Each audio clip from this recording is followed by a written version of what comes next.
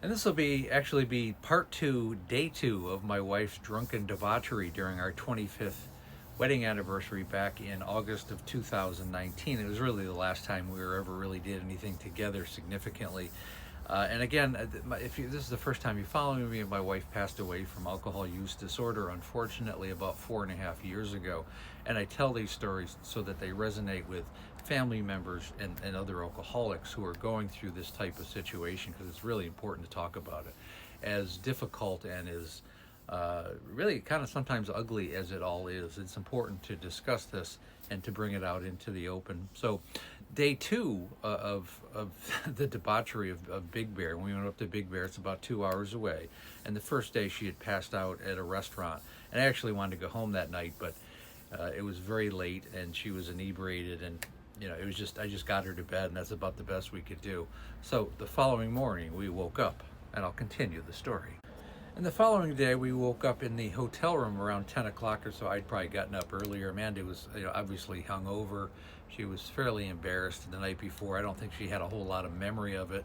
And the only reason why I didn't go home right then, and I probably should have, is that I had booked a boat tour, a lake tour around Big Bear Lake. And it's a beautiful area, a lot of famous people up there. It's a very interesting tour, lasts like an hour and a half. And I had booked it for, I think, 12:30 or 1 o'clock later that day. So we slowly got up, and I think I don't remember. I think we grabbed some breakfast. But anyways, there's a long dock that you go down. It was very difficult for her to get down it.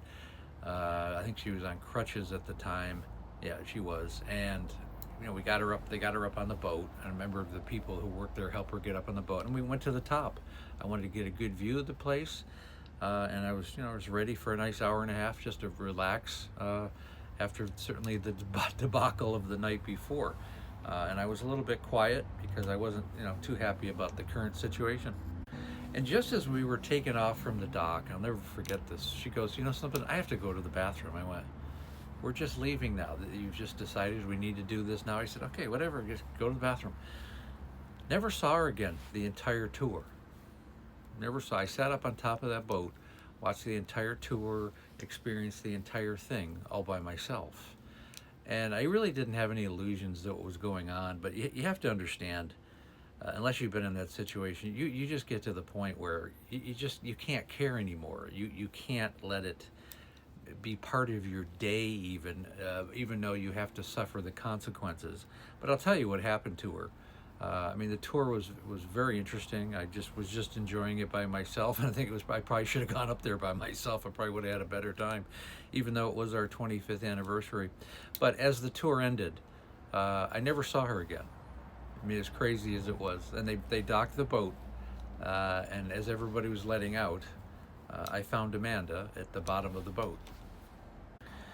And before people say, well, why did you just leave her? Why didn't you just, why did you go find her? She was your wife, blah, blah, blah, blah. No, that's not the situation.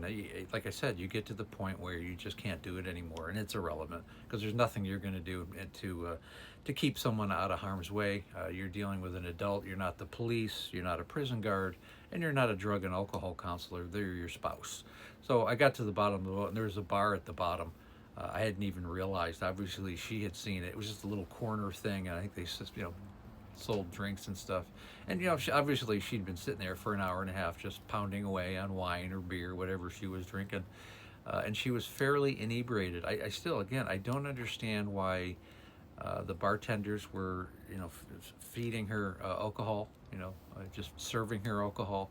But she was fairly inebriated, and it actually, she was very wobbly. She was the last person to get off, and it took a couple staff members from the boat to get her off the boat, and they helped me walk her down the dock. That was, it was a big dock, but it did rock, and it's very difficult if you're on crutches, much less being inebriated. And that was just a ridiculous situation. It wasn't like she was even there. We were in two different places. I got her to the car, and then eventually I went back to the hotel. I just simply grabbed the luggage and drove back home, and that was really the end of it. Really, the aftermath of this is the following day, the following week, she really went into a deep depression, and I think she just hit a downward cycle after this particular event, because she realized that even though it was our 25th anniversary, she couldn't even get through a day, and I think it scared her in a way that I don't think she ever realized that she realized she ruined, the entire weekend, and she realized there wasn't a whole lot she could do about it at this point. I mean, she'd already been to everything. Okay, rehabs, outpatient facilities, counseling, all kinds of things, medications, and essentially she was getting worse. And I think at this point it had affected her brain. I think looking back, I think she had the early stages of Wernicke-Korsakoff, which is wet brain, a form of dementia. And at the time, I really didn't understand that, but she was definitely going downhill at this point. It was very sad.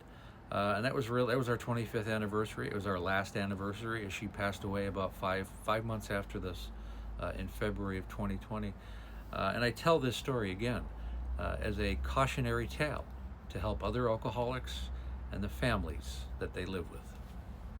And again, I go live Monday through Friday, right around 6 o'clock Pacific Standard Time, 9 o'clock Eastern Standard Time. Next week, because of the promotion of the book Amanda, A Cautionary Tale, I'm probably going to start going live right around 12, 1 o'clock, and 6 o'clock. But I'll experiment, see how much energy I have. Also, you can join the Facebook group. It's called There's an Alcoholic in the Family. Just click on the link in the link tree. It takes you right to it. And when you're ready to work with me one-on-one, we have the complete coaching program. It takes about 45 minutes, an hour. Set up a breakthrough call if you want to work with me one-on-one. The call is free. The coaching program definitely is not. But I'm looking for people who want to change their lives and the lives of their family. And again, thanks so much for listening.